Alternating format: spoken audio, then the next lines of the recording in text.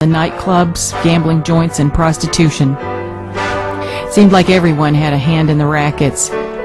Chief Deputy Sheriff Albert Fuller even had a piece of the action. Well, Albert Fuller was a local fellow. He wasn't to school yet. He had served for a little while out in Texas, I'm told. When he come back, he brought with him a Western hat, at which he pushed back on his head, and he also had a reputation of using a gun real quick. He had a bad reputation for violence, and he was nobody to fool with. And he got into the rackets himself.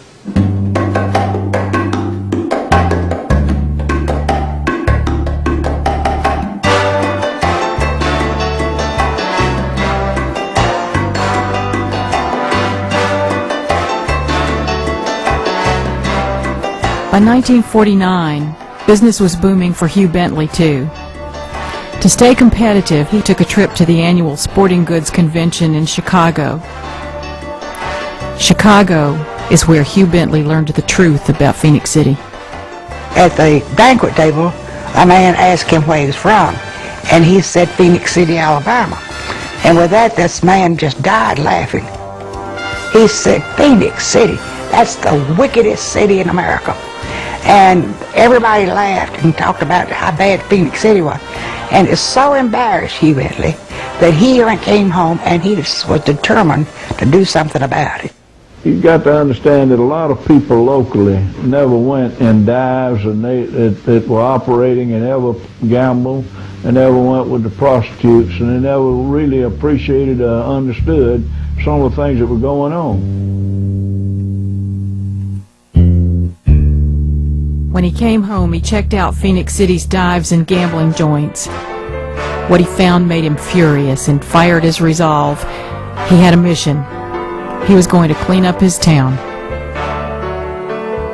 He couldn't do it by himself, so he found an unlikely ally.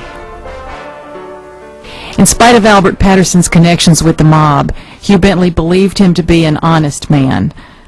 So Hugh approached him for help. They formed the Russell Betterment Association. People called it the RBA. I was there the night the RBA was formed. It was formed in our offices. The primary objectives were to expose the illegal activity in town, make it public, maneuver the officials into a position where they would be embarrassed not to do something about it,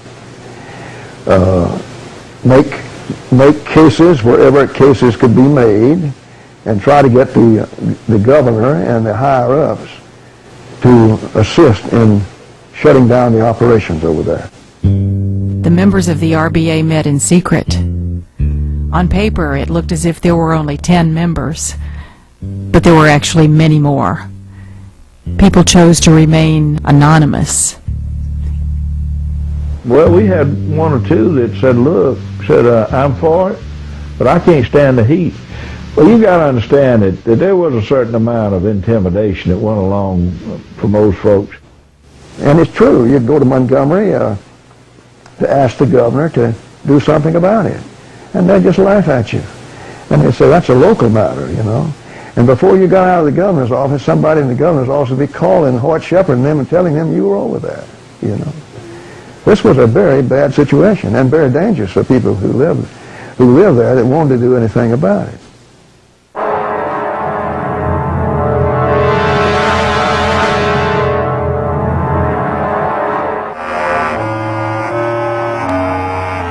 Two months after the RBA formed, Hugh Bentley came home to find his house destroyed.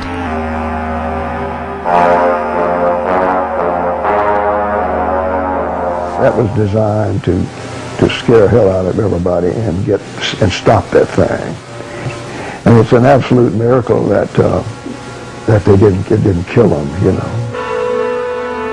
Standing there in front of his bombed-out house, he said, I'm not leaving Phenix City. I will not let them drive me out of my home. And he was very sort of a gentle man in his personality.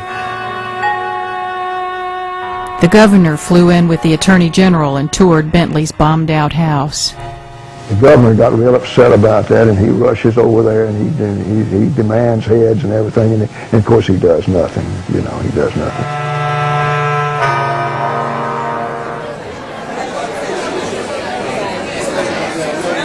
The next night, Hugh Bentley and the RBA called a public meeting at the county courthouse. Accusations flew as tempers flared. Charges of corruption and incompetence were leveled at all of Phenix City's public officials.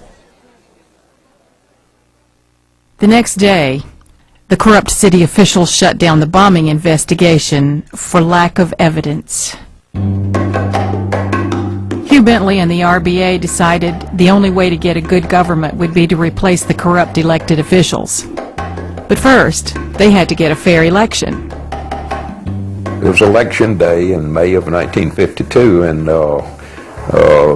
we were at the polls in downtown Phenix City, just standing out in front of one of the cafes down there, and these thugs came up and started beating up on Hugh Bentley and Hugh Britton, who was one of his associates.